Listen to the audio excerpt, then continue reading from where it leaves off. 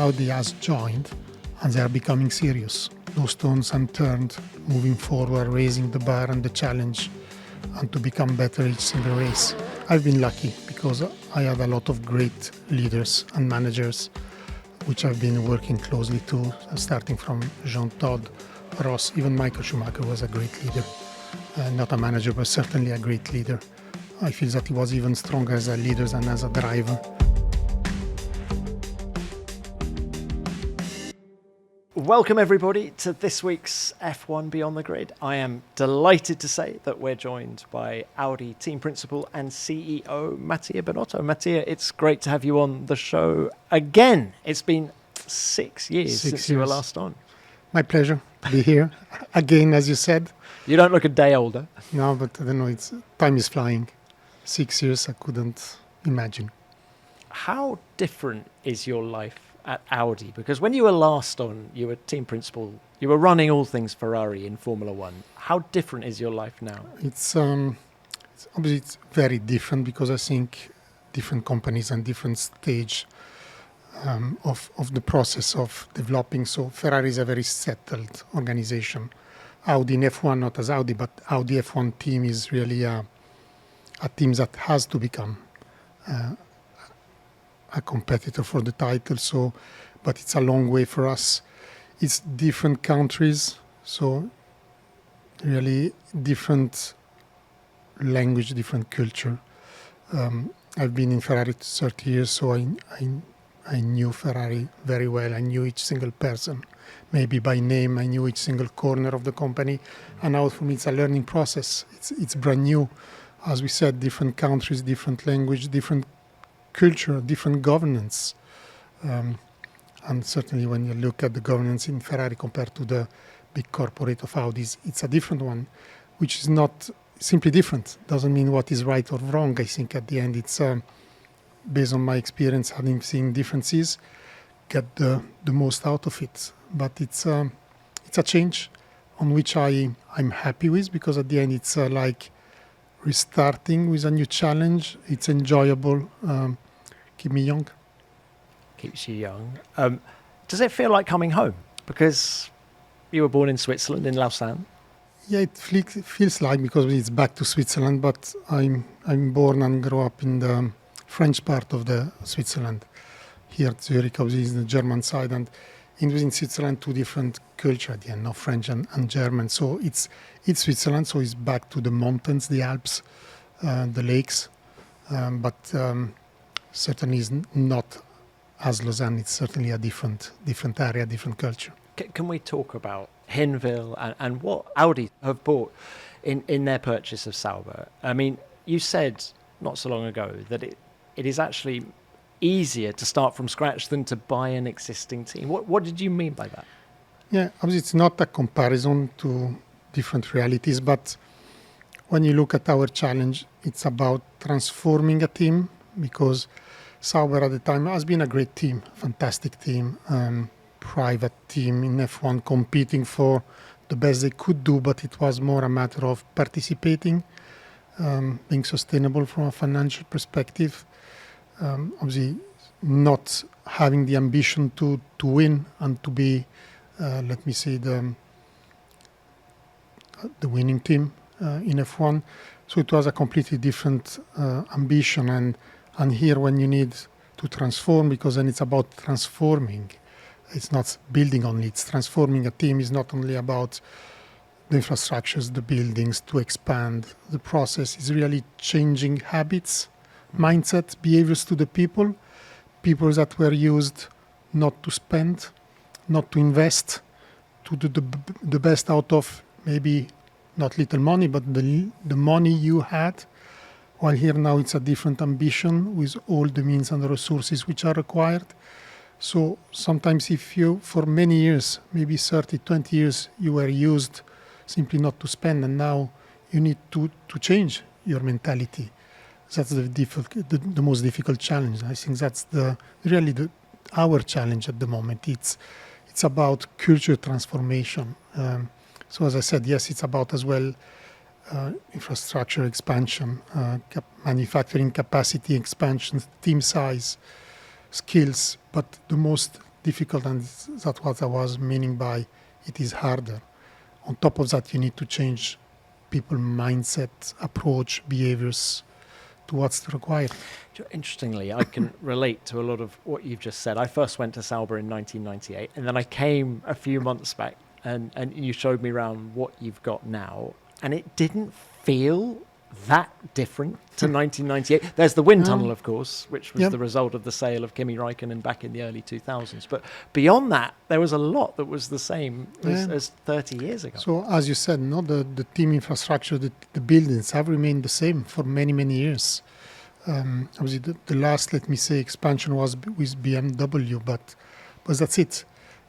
While today, if you look what would be required, if the benchmark are the top teams of today, we need more space, we need more buildings, we need more expansion, and that's our challenge. And if you look where we are, not much space, even no parking slot for our employees. So we need really to expand, knowing that there is not much space there around.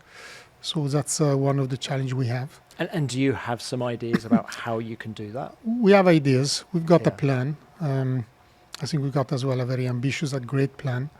And I have to say, luckily as well, we found some solutions that now we are going through in terms of projects. But yes, I can say we got a proper plan for that. Oh.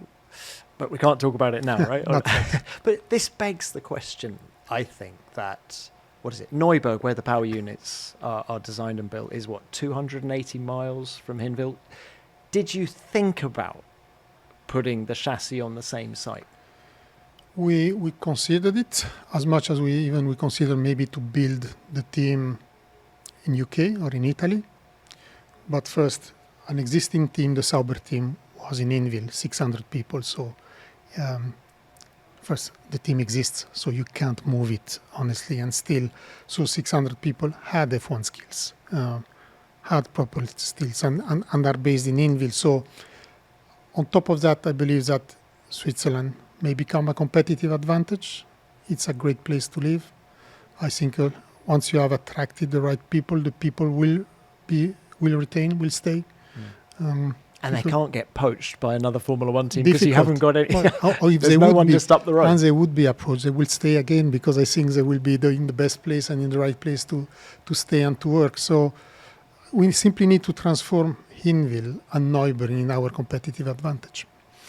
Just out of interest, what advantages did you see when you were at Ferrari, when you had the chassis and the engine under the same roof?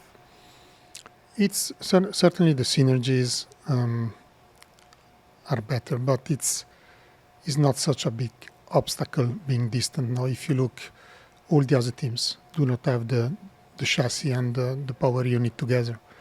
Red Bull has won many years with an engine from Japan. So the distance is not a true obstacle. Obviously, if you can, and for us it's a 3 hours drive. So again, I would call it very close. You did mention the UK. You have a facility in Bicester. How important is it for you to have a foothold in the UK, in Motorsport Valley in the UK? It is very important. That's why somehow we open it for many reasons. As you said, in the Motor Valley, where you've got the knowledge and the competence and the skills. It's a way of being close to high potential. It's an entry point to our team, because often when you approach maybe people of other teams, difficult for them to move because of housing, kids, schooling, whatever, the wife having a job, and maybe it's not the right time in the year to move. So while somehow having their Bicester, it can be an entry point to the team. We've said we need to ramp up in terms of this team size, but the most we are hiring are young graduates, which is our investment for the future. We've got an ambition in fighting for a championship in 2030. So we can afford that. We can afford that investment. I'm pretty sure that the young graduates in 2-3 years' times will be the foundations of our winning team. So you're going to grow the team organically. When you look at the gap between where you are now and Mercedes and Ferrari and the rest, do you think you need? Is there a silver bullet in the shape of an Adrian Newey type figure that you need, or are you going to grow internally? No, we will grow internally. Today, the complexity, I think, of our product, of our F1 vehicle, from the power unit to the chassis, is such not the single person we believe will make the difference. It will be more a team effort as well in terms of competence and skills. And I believe in that. I believe in yours. I believe in diversity. And I think that are the strategic advantage that you may have in the future. It will take time. As I said, all the investments, you do not have an immediate return on it. So we know that by investing on young people, first you will need to onboard them, you need to coach them, you need to develop them. But the energies they have, we mentioned the change of culture and mentality. That's a good way of doing it, because the energy, the vibes they're bringing to the team, it's outstanding.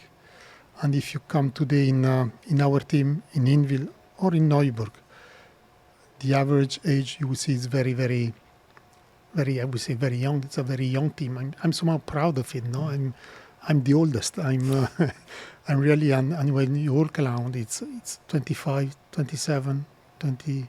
That's really the people you meet. This episode is sponsored by Car Gurus.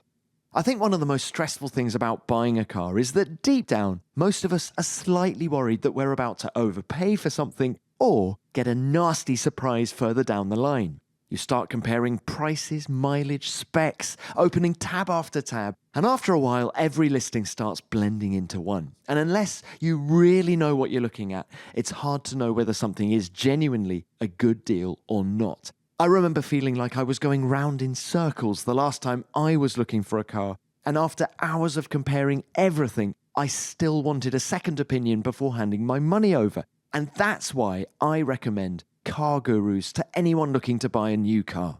Because instead of leaving you second-guessing yourself, Car Gurus gives you the information you need to feel more confident in your decision. You can view deal ratings from great to overpriced, so you can quickly understand whether a car you like is actually fairly priced based on its condition, mileage, and features. And all the important details are right there up front too. Vehicle history, price changes, and dealer reviews, which makes it much easier to narrow things down. There are hundreds of thousands of cars available from top-rated dealers, and you can even set up alerts for price drops and new listings, so you never miss something worth looking at. Join the millions who have already found their best deal with Car Gurus. Go to cargurus.co.uk for complete vehicle details without any surprises. That's Car Gurus, cargurus.co.uk. Car Gurus. Search, buy, sorted. I'm trying to join the dots here, but you're trying to change a culture. You're trying to build the infrastructure. Yet you've given yourself a deadline of 2030 to win championships in Formula One. Do those dots join? It feels more longer term than that. 2030, when we discussed and agreed as an objective, it seemed far away, no? Because I remember it was Monza 24 when we somehow declared it. It was in a press conference with our CEO Gernot Döllner, and we set 2030 as the objective. 5-6 seasons by then. Is it long? I think in F1 everything has to happen immediately. Fans' expectations, partners' expectations, shareholders' expectations. Already 5 to 6 years is a long time. So I know it's a very challenging one, but I think it's the right one as well. Each single objective has to be a challenging one. To set an objective furthermore would not be right. But on top of that, I believe it's possible. So I believe in it. It's not that we simply put an objective ahead just to have some more time. I believe that by 2030 we can do it, yes. And has Audi always set itself very ambitious targets like that in its motorsport history? When you think of the 13 Le Mans victories, for example. Certainly they did it because they won, and they won by even innovating. So the way they approach always the exercise has been very, very ambitious, not only by the winning, but the way they won. diesel in Le Mans, fully electrical, let me say, or electrical car with the Dakar, Audi Quattro with the four-wheel drives in the rally. So it has always been that type of approach, which I think is great now, because exactly what you feel being part of that company. How would you describe the Audi way, right? We're talking about culture. If the Ferrari way is all about passion, or certainly from the outside looking in, you just see passion oozing through Maranello, what would you say is the Audi way? First, Audi vision is the Vorsprung durch Technik, no? So innovating through the technology. So whatever is technical is the approach, no? So the way I feel it, it's proper technical plan, proper innovation, the process are right, the technical solution are the right one. So it's very robust. And it's exactly the mentality I see, no? Especially I can see it in Neuburg, because that was the Audi way. And the technical approach to the project, it's very, very robust.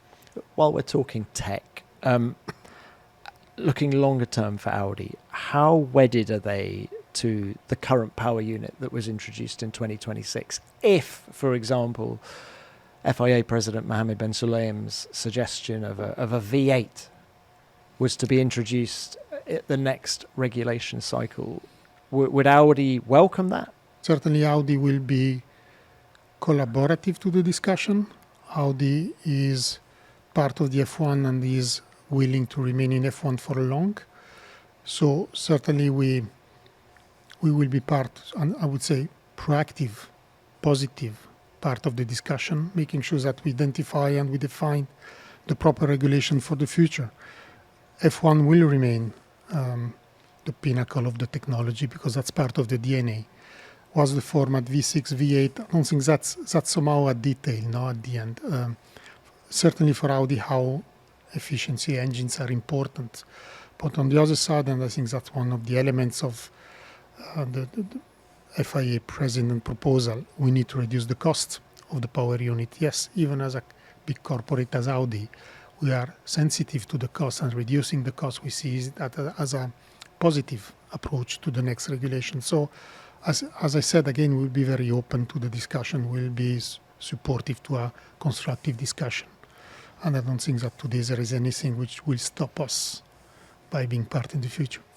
While we're talking about collaborative discussions, there's something that's fascinating me in the Formula One paddock at the minute, which is the discussions between teams about the regulations, in the way that you guys sit down with your rivals to discuss how to solve a problem. Now, I've been around Formula One for 30 years. I have never seen this collaboration. What is it like for someone like you to be wanting to beat everybody on a Sunday and then 2 days later be having a chat about how we can all work together for the sake of the regulations? Are we really collaborating? I think we are simply all willing the best of the F1. We know that's our sport. We need to support it the best we can. There are common interests now, so which is to make the best for the fans, for the spectacle, for the show. And I think more than collaborating, I think there is a common intent, which is already a good step forward. Okay. Now, you joined Ferrari 1995 in the engine department. Yep. You're an engine guy. Do you still think like an engine guy? I always said that an engine guy, you're born engine guy. You do not become an engine guy, or a chassis you may become. So I believe, because an engine got a soul. So I still believe, yes, that I'm more an engine guy rather than anything else. And so when you think of yourself as a leader now, okay, you've led Ferrari, you learnt a lot there. How would you describe your management style? Do you think in those terms? Things, yeah. First, I've never been a great engineer, so that's why I think a lot of people would want to disagree with you on that. No, but it's I like managing. What's my style? I don't think it's me to judge. I think it's I had a lot of I've been lucky because I had a lot of great leaders and managers which I've been working closely to, starting from Jean Todt, Ross, even Michael Schumacher was a great leader. Not a manager, but certainly a great leader. I feel that he was even stronger as a leader than as a driver. Stefano. Can I pick you up on that? That's a big statement to say Michael was a better leader than driver. I think he was capable of pushing always ahead the team to do better. He was so ambitious, raising the bar, pretending the best from everyone, but from him as first. No, he was a role model in that respect, and people were simply following him, but with great gratitude and conviction. So he was a leader, yes, and the way he was capable of, as I said, pushing the entire organization one by one. He knew one by one. He knew us one by one. So yes, he was a great leader. So I think that was his talent, his speed on track. Certainly, we cannot discuss it. But what made the difference was his mental approach to the team. Look, while we're talking about your influences, can we talk about Jean Todt now? Because when I look at the grid now, there are some Jean Todt pupils who are running Formula One teams. There's you at Audi. There's Andrea Stella at McLaren. Both of you work with him at Ferrari. Then there's Laurent Mekies, who worked with Jean Todt at the FIA. Stefano Domenicali, who's running F1. Yeah. What did you learn from Jean? First, I think the school we had at the time was an incredible school. Because, as you said, as a matter of fact, many of us had the opportunity to somehow to develop within his sport and business. I think what we learned is exactly the culture we were mentioning before, the mentality, the winning culture. He was a hard worker, but he was he was so hungry to win. No stones unturned. But then the importance of the team spirit, no blame culture. It was about altogether pushing in the right direction. And I think if I look at what Andrea Stella has built in McLaren in terms of culture, it's coming from that old school, no? And is whatever I'm trying as well to duplicate. So I think it's we had a great school at the time, and I think we have been somehow lucky being part of that team, yes. And the success that you had at Ferrari, particularly in those early 2000s with Schumacher, with Todt, the reasons that was so successful, is that still relevant today in Formula One, or has the sport changed too much? The team size has changed. The complexity has changed. I think when I started myself, Ferrari was 600 people. Today, more than 1,500 people. The budget, 3 times more at least. The complexity of the product, hybridization.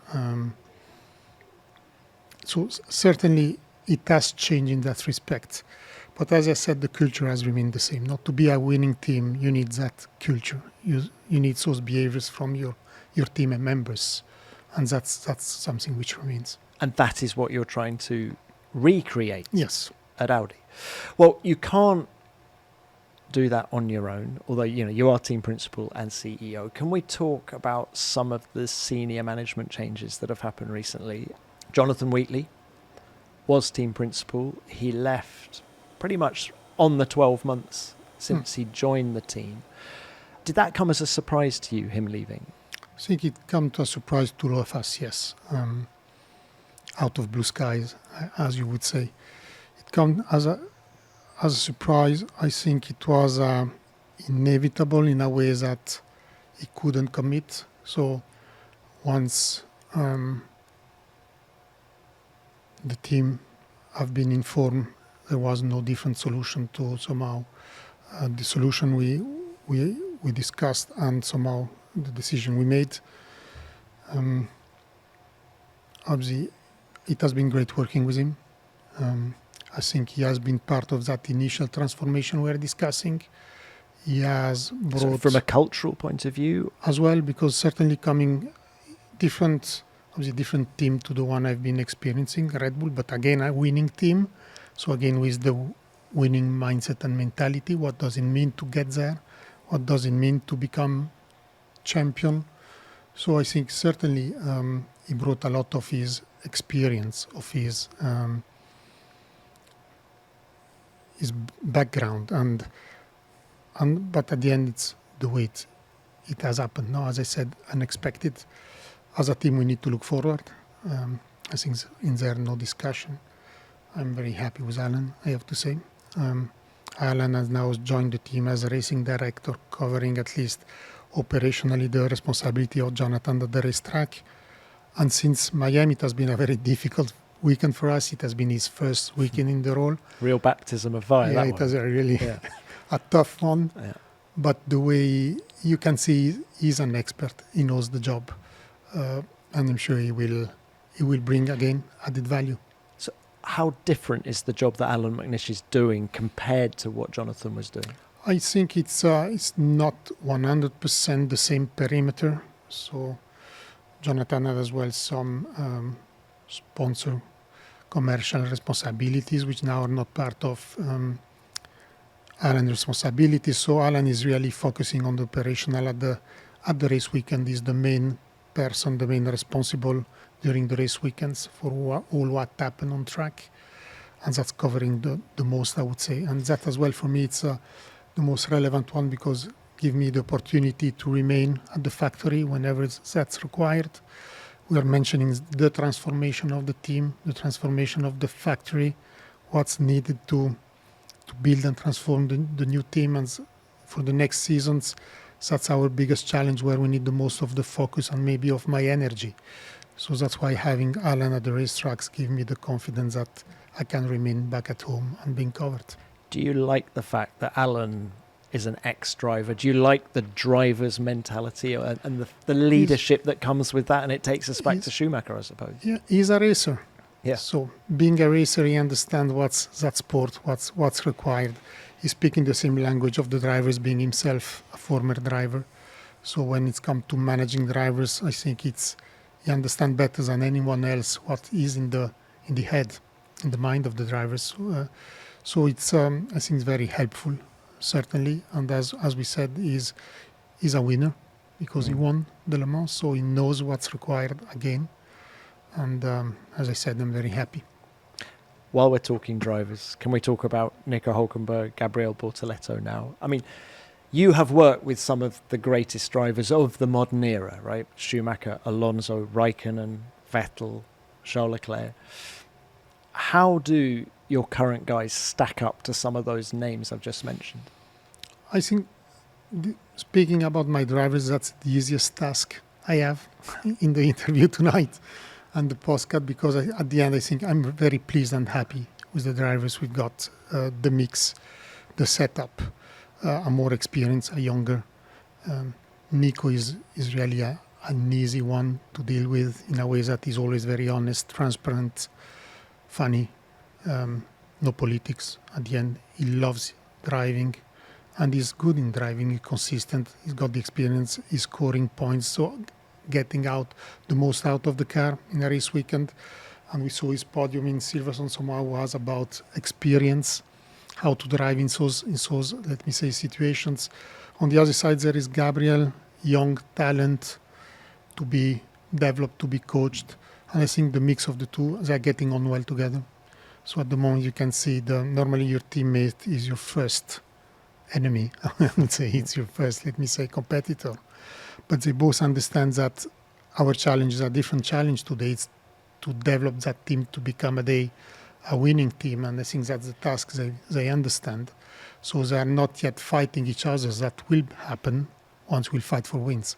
Probably helped by the fact that Nico is 38 and Gabby's 21. Completely different stages of their careers. Different completely stages, but I believe that Nico's 38, but he's got a lot of fuel in his tank still, and I don't think that he's looking for a retirement at the moment. How do you think age affects racing drivers? Certainly it affects, because in a way it's a physical sport. But experience is important as well. You can somehow compensate in a way.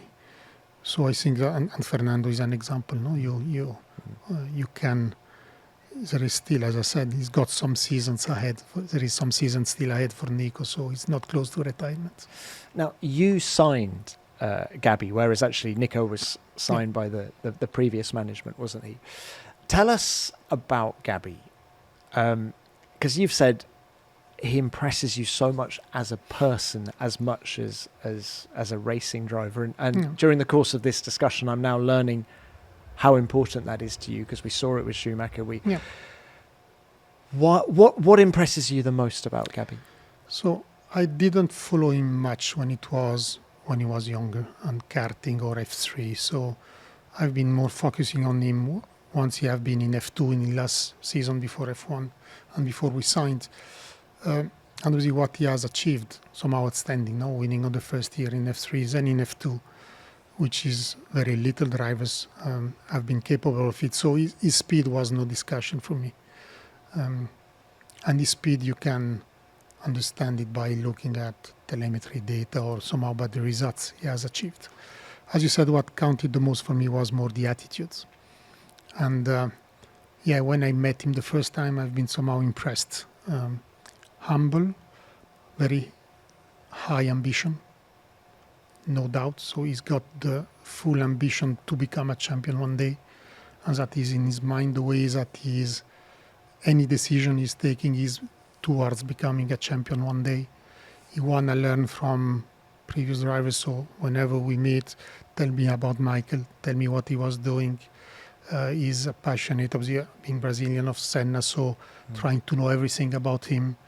But not simply because he has been a hero in Brazil, because he want to know how those guys have become champions. Because again, as I said, he's got that ambition and any of his decision, but still staying humble, hard worker. And he is listening. He's willing to learn. And whatever you tell him, he will try to put it in practice. And that, I think, is the right attitude. And so I'm enjoying somehow staying close to him and to see the progress. There's an intensity to him that I like. He's very personable, but it's almost like you can flick a switch and he suddenly drills down into the detail. He certainly deep diving with the engineers on the details from one race to the others, having meetings, willing to understand, never being self-satisfied, pushing the engineers, so the right attitude in that respect. And as you said, I think he can be very kind, but whenever there's any put down the visor, he's on track, he can be very aggressive as well. And I think that's great to see, and I think this is the potentials you need to become a champion one day. Can you clarify one thing for all of us, really? When you were negotiating to get Gabby in the team, were you having to negotiate with Fernando Alonso, your former driver? No, I have to say that didn't happen. Oh, okay. Or very little. So Fernando popped out only maybe in one meeting when it was to come to the last decisions. But no, that luckily didn't happen, I have to say. Because, of course, just to clarify, Fernando is his manager.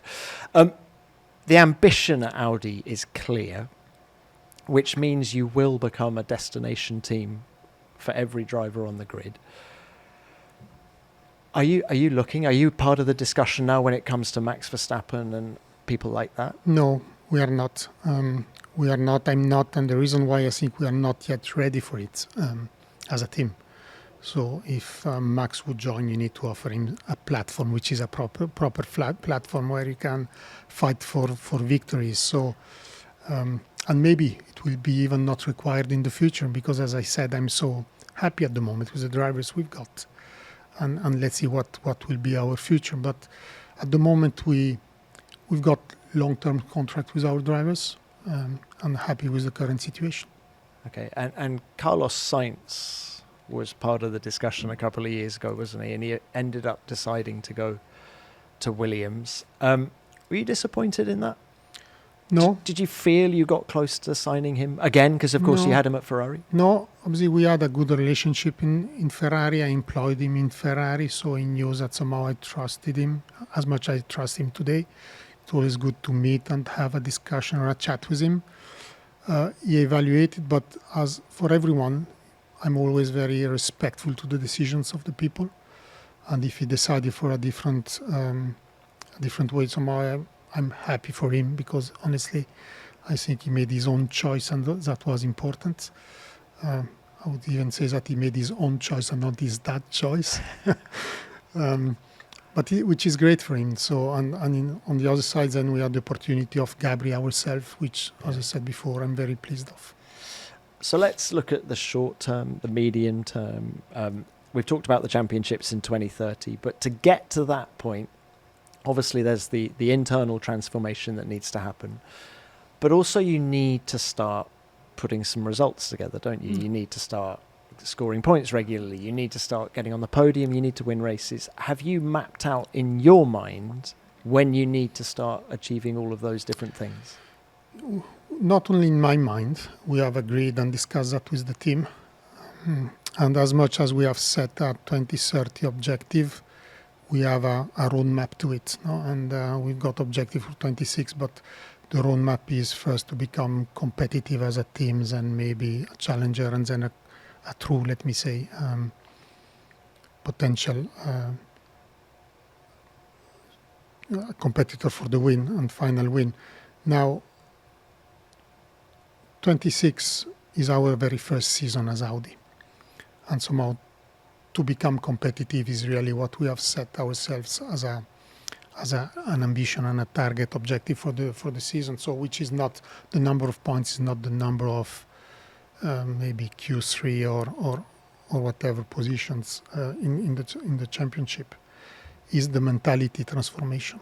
To become competitive means that every single people in the team understand what does it mean to compete and being Audi. Not anymore, as we said before, to be self-satisfied by participating, but no stones unturned, moving forward, raising the bar and the challenge, and to become better each single race. And I would be very happy if by the end of the season that mentality, that mindset is not only obvious to us, but it's obvious from the fans' perspective or the media perspective. Seeing the transformation of a team that by the end of the season, anyone may recognize Audi has joined and they are becoming serious. And that's really the ambition we have for our objective for 2026. Then in our way to 2030, I think the next true step will be in 28. Because obviously to make, as you said, victories, podiums, good results, you need as well a great car. It's not only about the infrastructure, the process, or the team size. You need a great car. And if we are measuring our gaps to the top competitors today, maybe the biggest gap is more from the power unit performance, power unit controls and drivability, where we believe there is a significant step which is required to close the gap. And when it's about the power unit, the time are always longer. The lead time of developing an engine is longer than the aerodynamics. So that's why I'm saying maybe the next significant step cannot be a short step. Is that because you're changing the hardware in the engine? Because we will need to change the hardware of the engine. So to improve our current one to be a better engine or as good as the competitors' engines, we believe that cannot be possible by 27, but to reach the right level by 28. Okay. And what about the car? Can we isolate the car in this conversation? Where do you think you are this year with the chassis? I think we can. And I'm very pleased by the chassis, I have to say. Even discussing that with drivers, not only GPS, telemetry analysis. First, we got a good correlation with the wind tunnel and the simulator. That's, in terms of platform, from the engineering, that was the most important, saying that again in our process and methodologies, we've done a step forward. But I think our car is pretty fast in the corners. We believe that maybe we are even the fourth team in terms of chassis, which as an ex-Sauber, it's an outstanding result. And that's showing that the current dynamic in Indiville, in terms of organization, people, developing, and I see as well the development we are producing in the wind tunnel for the in-season already 26. It's a great dynamic. It's a great development rate. And we are not yet the benchmark. We are not the best, but I think we are on a good way, yes. But when you think where Sauber were 2 years ago, and look at, if you say, you've got the fourth best chassis, how have you made that jump? Have you made, I don't know, have you made changes to the wind tunnel? Have you got employed people to work, aero people to work with James Key that weren't there before? Or I think the biggest change of it's, as we said, it's working on every single aspect. But the biggest, I think, has been giving a clear direction, a clear objective, and motivating people. Sure. I think that was the most important. Okay. Well, Alan McNish said in Canada that if you guys get a good result, he's up for a tattoo. Oh, really? Zach Brown-esque. I want to ask you the same question. When you win your first race as Audi, is Mattia Binotto going to get a tattoo? No tattoo. No, sorry for that. No tattoo. But I didn't know that Alan was going for a tattoo. I'm so curious now. No tattoo, but I will enjoy the moment. That's no doubt. I'm looking forward to it. Mattia, it's been wonderful to chat. Do you know, one thing that's become apparent is that you have a lot to do. When you look back at your time at Ferrari, you then stepped away from the sport for, what was it, 18 months? Why did you come back and sort of put all this pressure on yourself again? What was the lure for you? I couldn't resist. I think it's... what aspect of it couldn't you resist? Well, obviously, I stopped. I even tried to do different things in my life. Wine, which I'm enjoying. But that's not the main task. But at the end, I've been part of that sport since many years. I enjoy the adrenaline of the competition. I enjoy being part of a team and the team dynamics. There is a social aspect in it. And socializing as well with team members. I enjoy it so much. And obviously, Audi project was so fascinating because of the brand, because of the ambition, because of the project itself. That simply I couldn't resist. And I'm happy for the choice. It's a big challenge. Yes, you said it. I can admit it. Is it too big? I think as Audi we can make it. And I've got full trust in the team to achieve our objective. And it's great somehow to be here. But for the racing itself, no, for the competition and for the project. Formula One just gets in your veins, doesn't it? It's Yeah, very difficult to shake it off, isn't it? Difficult, yeah. Even difficult, maybe even not right, no? Because if you are enjoying it, why not continuing enjoying it? Well, Mattia, best of luck with what you've got ahead. Thank It's you. an exciting time for you, I can see that. Thanks for your time. Thank you.